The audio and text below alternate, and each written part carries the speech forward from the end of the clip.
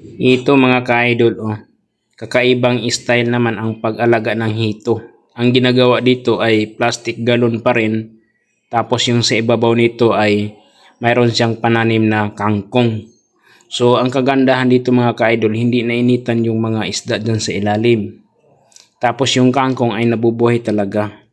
Ibig sabihin yan mga ka-idol, kung ano ang nutrisyon na nakain sa isda at dinudumi niya, ngayon naman ay yun din ang magiging fertilizer ng mga kangkong na tinatanim dyan sa ibabaw.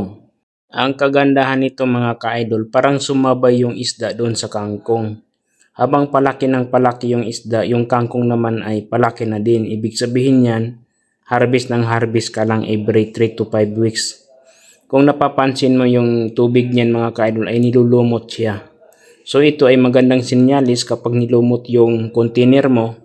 Ibig sabihin yan, hindi talaga mainitan yung mga isda. Ito ay isa din yan sa mga pagkain nila yung lumot.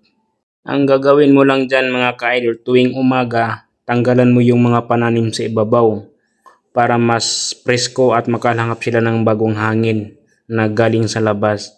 Tapos medyo pag tanghali na, medyo nainitan, ibalik mo yung kangkong dyan sa ibabaw niya para mayroon silang mapasilungan. Alam mo mga ka-idol, mas maganda pa rin na mag-alaga ng isda na anytime na pwede mo siyang kainin. Tulad nito, hito. So yung hito, ang pag-alaga sa hito, hindi ka nalulugi. Kasi kapag lumaki yan, ay pwede na magiging ulam. Unlike doon sa ibang isda na mag-alaga ka na hindi mo pwedeng kainin, ibig sabihin yan, nalugi ka na, hindi ka pa nakakain. So mas maganda pa rin mga ka-idol, yung inalagaan mong isda ay yung makain mo. Para kung in case na wala kang pera pambili ng ulam, ay pwede ka manghuli dyan. Maganda din ang ganitong idea mga ka-idol, lalo na kung mayroon kang bisyo, lalo na kung lagi kang pagala-gala. So dito, ang gagawin mo lang ay lilibangin mo lang yung sarili mo para makapokus ka doon sa bahay mo at the same time, nakagawa ka ng magandang diskarte kung paano. Simple lang talaga ang pag-alaga ng hito mga ka-idol. Totally kapag nilumot na yung ano ninyo, yung container, pwede mo siyang linisan. Palitan mo siya ng tubig. Ang hito mga ka-idol, walang pinipili po yan. Marumi or malinis na tubig ay pwede yan sila mabuhay doon. So walang problema sa pag-alaga ng hito. Kaya lang ang mga fingerlings ng hito mga ka-idol ay bibilihin mo lang talaga yan doon sa fisheries na malapit sa inyong lugar. Sa bawat city mga ka-idol, mayroon talagang fisheries dyan or sa Department of Agriculture. Magtanong lang kayo kung saan banda may fisheries na doon po kayo pwedeng bumili ng fingerlings ng hito. Kung may kakilala naman kayo ay pwede po kayo pumunta doon at doon bumibili. Ang idea na ito mga ka-idol ay galing pa ito sa ibang bansa. Ang madalas na gumagawa nito ay Indonesia.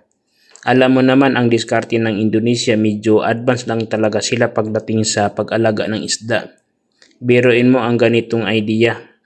Ngayon ko lang din nakikita na pwede pala mag-alaga ng isda sa container. Kaya mga ka-idol, panoorin mo ang video ito para magkaroon kayo ng idea.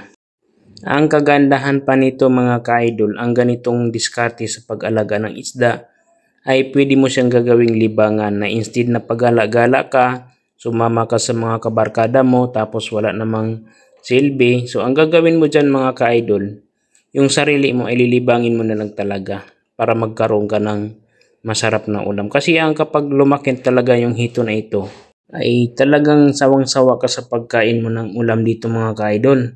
Mahal pa naman yung hito sa merkado ngayon. Ang hito kasi mga ka-idol, depende yan sa pag-alaga. May mga hito na lasang putik.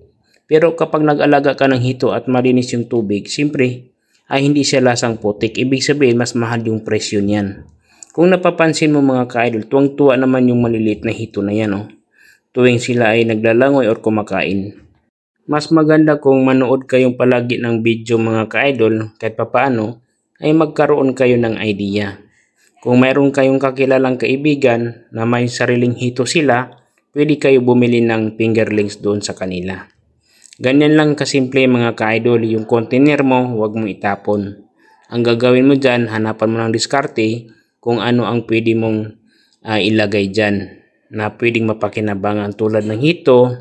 Totally ang tilapia pwede din yan mga ka-idol. Kaya lang medyo maliit yung container. Mas maganda yung hito kasi ang hito, kahit nagsiksik yan, makasurvive talaga yan.